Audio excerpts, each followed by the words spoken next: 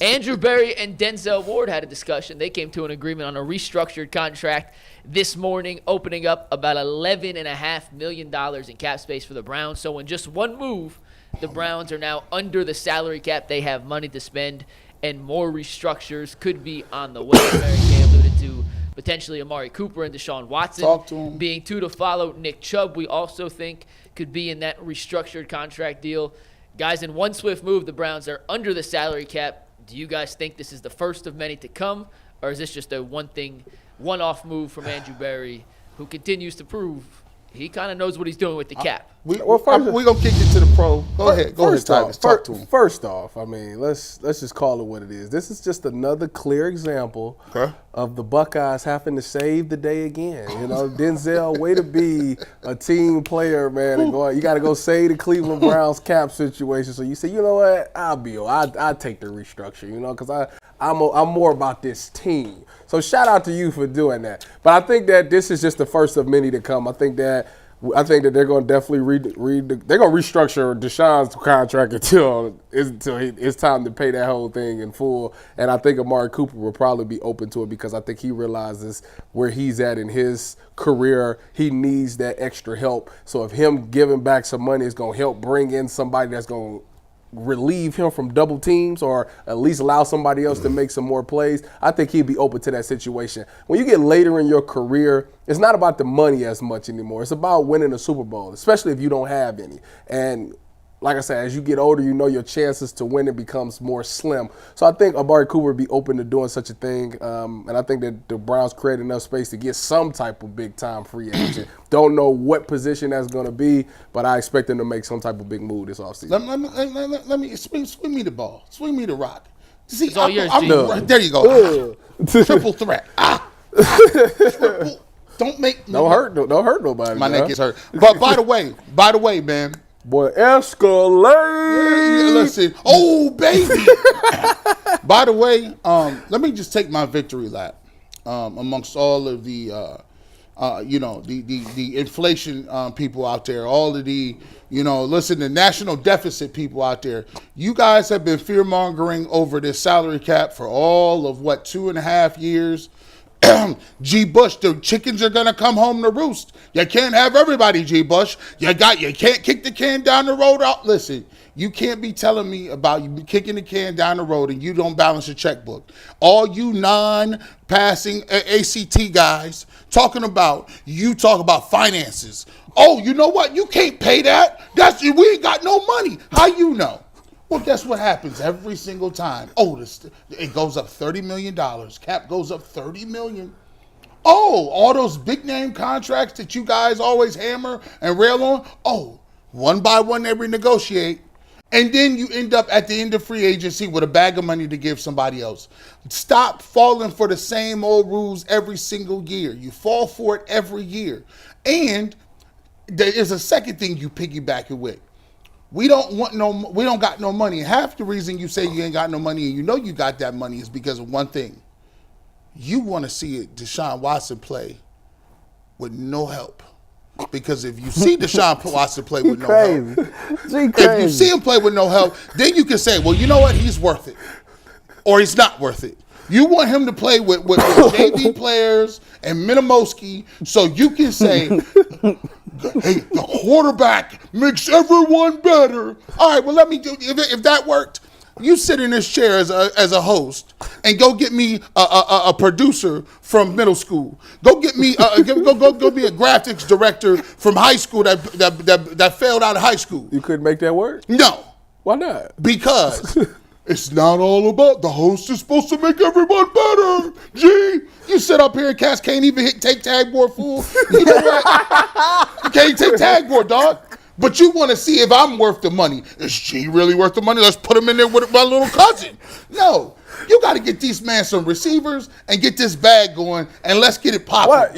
Everybody, if you go take it to Deshaun, I think everybody's big beef with Deshaun outside of the off the field stuff, I can't speak for that. But I think what I like to do is I'm 30 now, so I like to see it from both sides of the argument. I think everybody's beef with Deshaun is that what the hell I got to do with anything? He's mature. Yeah, I'm more mature. Oh, okay. I'm more mature. My bad. So now that I'm 30 now, they think, listen, Deshaun was in there and the receiver unit looked at, okay, David Njoku was just, Elijah Moore, and Amari Cooper did his thing because Amari Cooper going to be Amari Cooper.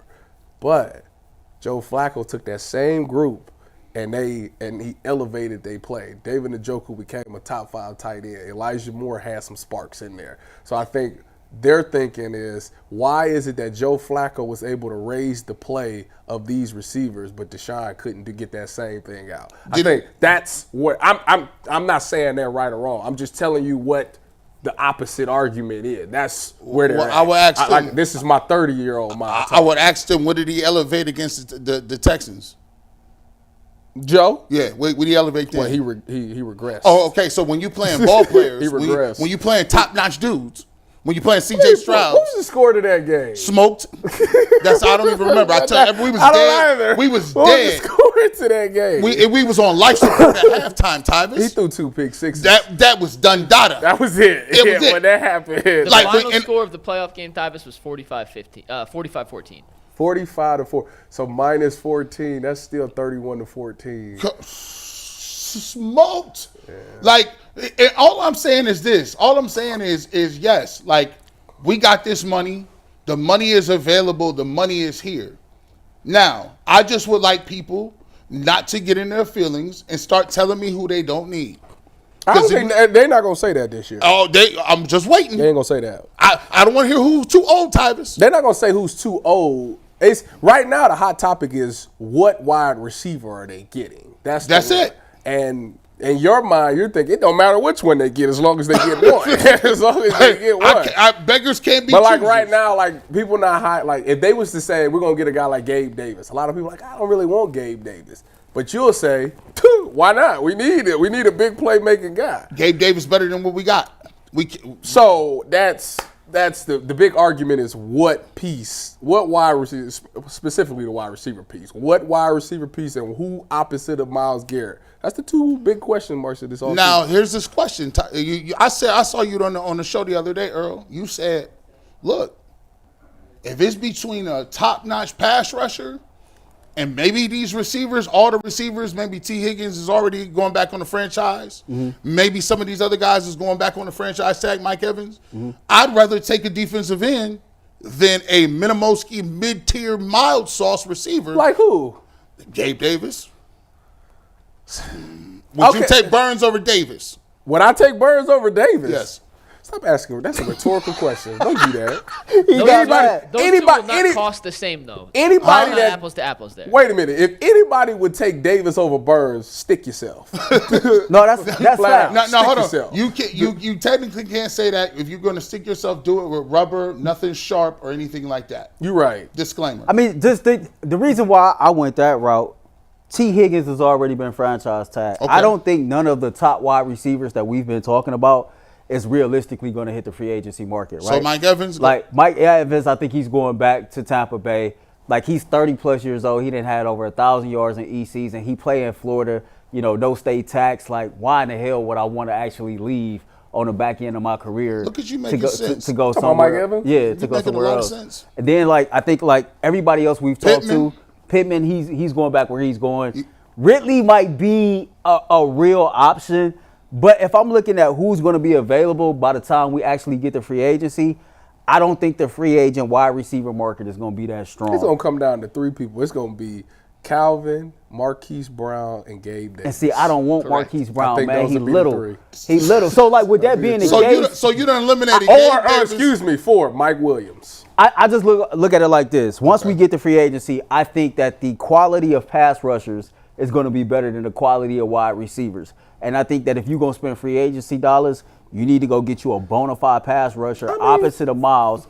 I'm more comfortable with Andrew going to trade for a wide receiver. At the end of the day, I'm going to be honest with you. Now, if he signed any of them four, I'm fine with any of those four, to be honest with you. I just don't know as far as contract-wise who's worth what. Like Mike Williams, I know if Mike Williams can stay healthy, he'd probably be one of my favorite. Calvin Ridley, playing with Trevor Lawrence, I thought he'd have a much better season. It wasn't a bad season, but I thought he would have a bigger impact. But it shows that Christian Kirk is the guy. Christian Kirk was their number one. Yeah, which is crazy to me. Marquise Brown, I'm cool with that. That speed, I think he's a little bit better than Elijah Moore. I think he would actually. Whoa, just a little? Yeah, I think because he's actually like a burner. Like to me, I thought Elijah Moore was a burner, but for some odd reason, his field speed just ain't that great. He got Scooby-Doo legs. Yeah, his field speed is not.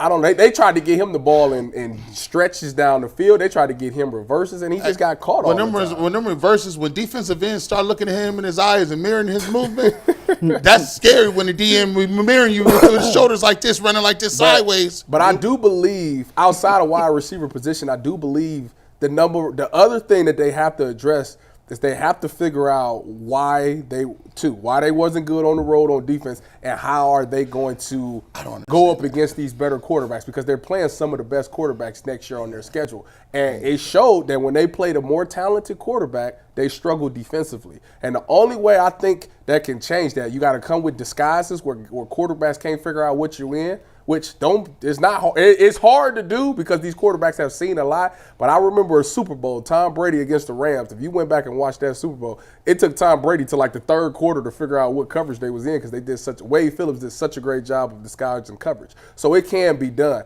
And you got to get a good pass rush. The pass rush has to get there. That quarterback can't sit back there and hold the ball. McNuggets, what you got? Tyvis, we could ask DeAnthony Bell about that home road split coming up in about 15 minutes. He just texted me, said he's on his way in, so we will have DeAnthony Bell here in studio in just a